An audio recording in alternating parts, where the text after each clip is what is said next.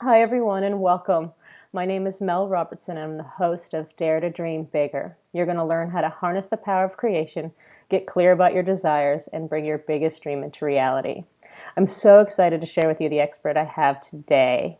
Her name is Karin Volo, and I chose her because she is known as the bringer of joy. Karin Volo, an expert in personal and organizational development, she is also the transformational author of the Bringing Joy series and co-author of the international bestseller Engage. She uses her professional skills and draws from her personal experiences to help individuals and companies thrive through difficult transitions. Karin's passion is helping people better their lives through sharing all she has learned on her own journey. Her purpose is to inspire and teach others to thrive, to create their dream lives, and to learn to live joyfully. Hi, Karin. Welcome. Hi, Mel. Thank you for having me. I'm so excited to have you here today. You being the bringer of joy is such an alignment with my message and where I came from because it was for me committing to being happy and choosing happiness as the most important thing in my life that created the paradigm shift for me and allowed me to create the amazing life that I have today. Now, I understand that you went through an extraordinarily difficult situation. Would you like to share that with our audience so they know where you're coming from? Yeah, that's great. I have no problem with that. And yes, it was an extremely challenging time of my life. I'll give you the very short version because I know our time is fairly limited here today. And I mean, I could go on and on about the whole details of this, but I won't. Essentially, back in 2006, my now husband, who we weren't married at the time, and I were on a business trip. We'd gone to San Diego, and John Assaraf, the gentleman from The Secret, who was pulling out the house and was living in it. If anyone's seen that movie, he was our business mentor at that time, and we were working with him and just ready to expand our business. We had an executive search firm based in Sweden, and we were going to expand throughout Europe. And it was just one of those times in your life where everything is going amazingly well. It's just so exciting and fantastic, right? And so we had this fantastic week there. And then when we were at the airport getting ready to board the plane to come back home, I got a tap on the shoulder. I turned around and there were two U.S. Marshals, and they basically said, "We have a warrant for your arrest." And in just a matter of seconds, my life changed 180 degrees. Basically, it was related to things that my first husband had done, who I had divorced. I hadn't had any contact with him in over 6 years, and he had been a professional con man, and it was actually a very abusive relationship, but he had used my name, and basically they thought, I was still involved, and they even thought I was still married to him, and it was just this mess, total mess. And so they took me into custody, took me to a high security holding facility, and I proceeded to stay in this environment for 1,352 days, which is almost 4 years. Wow. And believe me, I counted every single day. And basically, it was just one of those things where, you can't really control circumstances that happen to your life, but you absolutely can learn how to deal with it and how to respond to things. And so it set me on this really big journey of trying to survive each day. And obviously, I mean, when we started, we had no idea. I couldn't even fathom that it would have taken so long. I probably would have like rolled over and thought, okay, that's it, I'm done. Early on, had I known that, but I just, kept one day after another. And to me, it was really a choice between love and fear every single day. The fear of the worst that could happen versus the love of my family. My daughters at the time were 6 and 8. So Sergio, my husband now, we actually got married while I was in jail. That's a whole nother story. But he went home and took care of the kids, and I didn't see them for those, I missed 4 years of their lives. And so it was a huge challenge, and I call myself the chief joy bringer now, and it's because partly while I was there, I ended up doing a lot of meditation. I was reading anything and everything I could get my hands on, and I ended up writing a series of children's books for my daughters called "Bringing Joy to the World," that taught them all the things I was learning to cope, and taught them how to cope as well. So it was very empowering. And in the end, I played this mental vision in my mind every single day. My charges are dropped, I'm released, I get to go home, I get to raise my kids, they deserve to have their mom. And in the end, that's exactly what ended up finally happening. My charges were dropped, I was released, and I came home. And basically, I came home in 2010. And, it's been another journey, too, to kind of come back into the workplace and figure out what I want to do, but it's really put me on my purpose as well of bringing joy to the world. Mm-hmm. And you being the chief joy bringer, how did you free your heart and mind from behind bars? Like, how is that possible for you? Um, there were so many things that happened and so many things that I learned. I'll tell you one major thing that I worked on was forgiveness. Mm. I worked a lot on forgiving my first husband. I worked a lot on forgiving the system, the prosecutors. I mean, I was in a situation where I was being judged very harshly. Another thing that I learned as well is that I couldn't be judging people because I realized, I'm getting judged so harshly and they're Mm. wrong. So how can I be judging anybody? So I went through learning a lot about compassion, listening to people's stories, and realizing that each and every person out there has their trials that they go through, their tribulations, their challenges, and that is really in itself can be a gift for each and every one of us, and in the sense that it can help you to find that inner strength and courage that you have within you and bring out the best in you if you choose that. And really it comes down to learning how to manage your emotions and how to really make conscious choices about this. Mm-hmm. Now, a minute ago, you mentioned while you were in jail thinking about how it was either stemming from fear or from love, your emotions. Can you talk to our audience more about that, the basic emotions being fear and love that we operate from? Yeah, and actually, one of the gifts I'll give to everybody here is what I call a joyometer, and I'll tell you the backstory to this. So before this happened, a couple of years before, I was a single mom. I was in Sweden, and I was, working hard, and my kids were in daycare, and it was very stressful for me. And I came home one evening, I'd picked them up, and I was trying to fix dinner, and I was really tired and irritable and all this, and my daughters were hungry and irritable too. And so my older daughter and I started getting into, I don't know, she was nagging about something, and I just, she was pushing my buttons, right? And any Mm-hmm. mom can relate to this.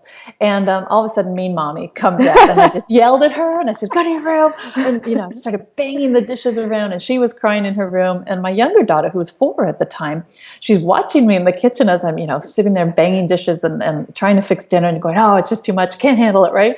I'm in this mean mommy mode.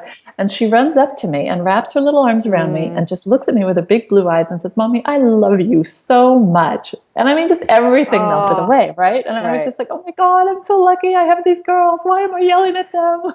You know? Mm. And so as we were eating dinner, I started thinking about how these emotions spread, and it just, it kind of took us on this downward spiral. So after dinner, I took out a piece of paper and I said, "Let's learn from this and let's talk about our emotions and what happens when you go on this downward spiral." So I drew this downward spiral and I said, that could be anger. And we talked about the different emotions you can feel when you're sad or, um, uh, feeling just anything, if you're frustrated or whatever and irritable and tired and all those things. And then we talked about what about the upward emotions that kind of take you on this upward spiral. And so we talked about love and how my daughter had just melted away all that anger I was Mm. feeling and all that frustration. And we talked about happiness and laughing and all these different things. And so we promised each other at that point, if we ever catch ourselves going down this downward spiral to kind of stop, right? So fast forward a few years, I'm sitting in jail realizing, okay, I got to manage my emotions. I got to stay in that upward spiral as much as possible. And it's Mm. really hard in this environment. What can I do? And so it was just trying to figure out ways to try and keep myself kind of above that, what I call the neutral line between the upward and the downward spiral.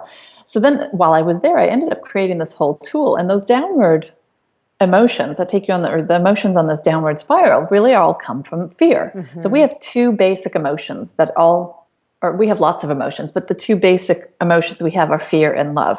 And fear comes basically from the ego, and it's basically when you're feeling very disconnected, right? Mm. It's you're forgetting everything's all right. That's the acronym for fear, right? Right. And then we have these upward emotions, these positive emotions that make us feel really good, and that's kind of takes us on this upward spiral. And those are called, or then those all stem from love. And Mm. that to me is living on vibrant energy, and it's Mm. just this, oh, fantastic. So I just started looking at it and learning to manage my emotions and try to get myself above that neutral line and into that positive upward spiral as much as possible. Mm. So that's the story of the joyometer. And basically I figured, if we can measure temperature with a thermometer and the weather with a barometer, why can't we measure joy? Exactly. And I think it's so key in just being able to look at where I'm at and moving forward. I love the joyometer. Yeah, it helps people because it makes you realize that you can be in control. And the key is, to give yourself space, and this comes from mindfulness, this comes from being aware, this comes from, this wanting to be in control of your life and be very empowered, where if you give yourself space between something that happens, and just instead of to automatically kind of do this knee-jerk reaction and react to it, take some space, breathe deep, and ask yourself, how do I want to respond to this? And then you can come from a place of power instead of a place of, kind of default or just reacting from it. And just the act of asking the question, or just, am I operating out of fear or love, shifts everything. And I know for me personally, like an example with, when my wife and I are having a disagreement or something, I notice inside that I'm not feeling good. And so I say to myself, okay, well, the most important thing is for me to feel good right now. So the minute that I say that and have the awareness that that's my priority, something will shift and amazing things happen. We wind up laughing and it's no big deal or whatever, but just the frame of reference shift creates space for everything to change. That was so powerful. Yes, exactly. Now, another piece that I would love for you to talk about, because I find that this has been really important in my own life, is choosing kind of what we feed ourselves, feeding our mind, because that's such a big thing in how we stay happy. Like if I sit and watch the news all day, I'm not going to feel happy. So I'd love for you to talk about that a little bit, and the responsibility that we have for managing our own vibration and managing what we consume. That's so funny, because back in junior high, now I'm going to date myself, I was learning about computers. They were just coming out, right? But they had this thing, and we were learning programming, and it said garbage in, garbage out. And to me, that just kind of has always stuck with me. It's like garbage in, garbage out, right? And, you're so right, because I actually call this, feeding your brain. And if you think about, the food you take in, and you want to have healthy food, right? You're going to feel better if you eat the right kinds of food. Well, it's the same thing for our mental and emotional well-being. So you really need to be very discerning on what you take in. And our eyes, even if you don't have the sound on, but you're watching the news, I mean, you're getting bombarded. And we are so immersed in violence and these violent images and this pain and this suffering and this negativity all the time. And so you really need to, once you become aware that, wow, I'm really getting bombarded by this, what can I do? Well, my gosh, turn the TV off, stop watching the news, find other ways to get the news so you can have it in limited doses and not be, totally, I guess, programmed or whatever by whatever is being fed to you. So that kind of, it again puts you in the driver's seat to your life and becoming very empowered by choosing what you want to take in, and you want to counteract. So like, let's just say you I don't know, you fall and you hurt yourself, and you're cussing or whatever, right? Okay, well, something negative has happened. Well, counterbalance that and start thinking of 3 or 4 or 5 things that are actually okay and that are going well. And so you can shift things like that. But it's got to be more than just the one for one. You got to have like one negative thing to 3 to 5 positive things, and it doesn't have to be about the negative thing you're thinking about. It can be totally different subject, as long as it has a really good feeling. Yeah. And that's again where you can shift yourself to be in this more positive frame of mind. It's funny because, my husband and I have now written a book called Engage, which is all about, kind of maximizing potential at work and bringing joy to the workplace. But we came across, in doing research for that book, positive psychology. And there you have a decade of research of what happiness can do for you, and especially when you're at work, right? And it's all really essentially about the focusing on what's going well, not what's going wrong. And it's so funny because to me, when we came across it, it was just like, oh my gosh, we have to write a book, because these were the things we did on our own and I'd never heard of positive psychology before, but we were doing this, and we know this stuff works, from a very 4 years of going through some really tough times trying to figure it all out, and it works, worked for our whole family. So I'm a big proponent of finding ways to keep yourself in a positive state of mind. I love that. And you talk about the book Engage, and it's for the workplace, but how can our viewers begin to engage in their lives now? Well, it's a matter of desire. It's a matter of awareness. So we're going through this huge shift in humanity, and it's a paradigm shift And you can choose to be aware of it or not. And to me, like, people, you'll hear these terms like raising the consciousness or the level of consciousness. And to me, that's just a matter of awareness and what you're doing out there. So when you start to realize, okay, these things are happening out there, but it's like we can take lessons from nature, for example. This is just coming to mind. But if you've got a huge hurricane, you see the picture, right? What's happening in the middle of the hurricane? It's calm. It's the eye. It's totally calm. Yep. Nothing. Total centered, right? That's a reflection of how we can handle things. So you can have total chaos outside of your entire life. But if you can find peace inside of yourself and learn to do that, it becomes very powerful. And the thing is, that will send kind of a positive influence out to the environment around you. And these are things I can tell you I used very consciously in jail. People would come to me and say, what are you doing? Because I just feel better being around you. Or, the tank that I was in, we had 6 different tanks where women were, and the guards would come to me and say, this is always the calmest tank. What's going on? And it was because I was sitting there meditating and praying and doing all these things to kind of try and do something that I felt I had at least a little bit of control over when I couldn't control anything else in the world out there. Now, I know in my personal life that I've struggled with being able to sit still in meditation, and I've used different methods, and I've come to a place where I'm more comfortable sitting. But I know a lot of my viewers really struggle with meditating or connecting to themselves. What's an easy way that people can start to build that connection and not feel, oh, I can't meditate, I'm a lousy meditator, I'm not getting connected? I know all these struggles happen in our minds.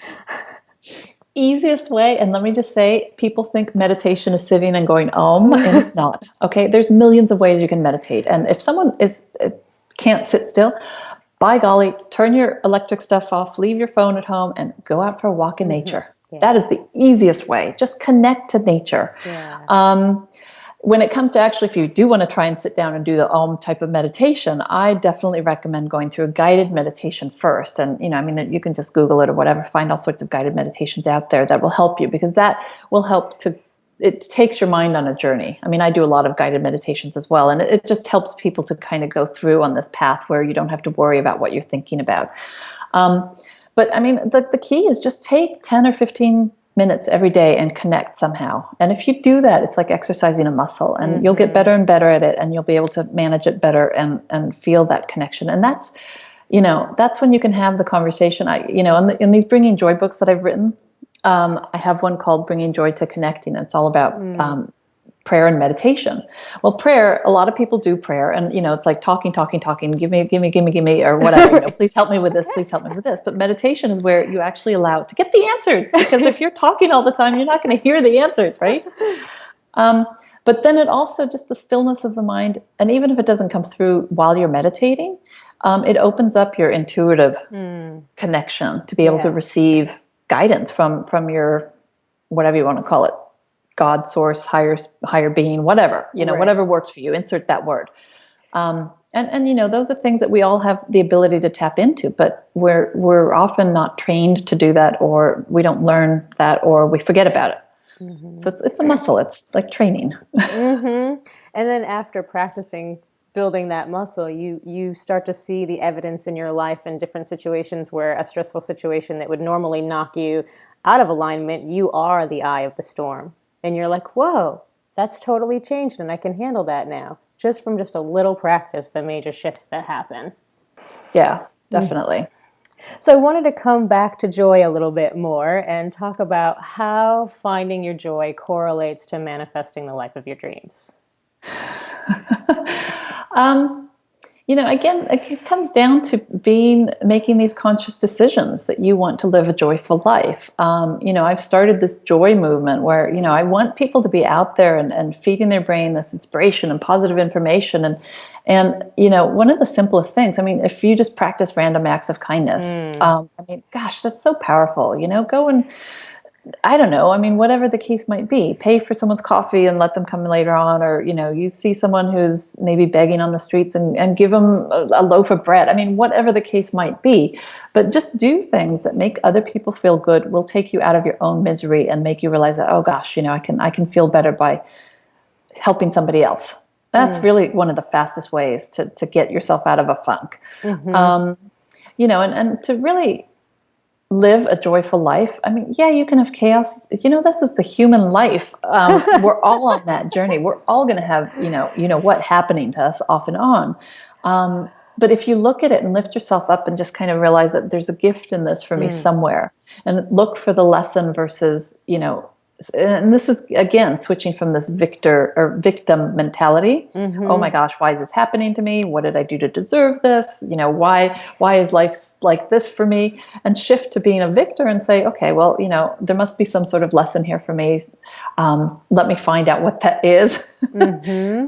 So there are so many different ways that people can learn how to create the life that they really want, and it really comes down to also doing this inner work and figuring out your purpose and why you're here.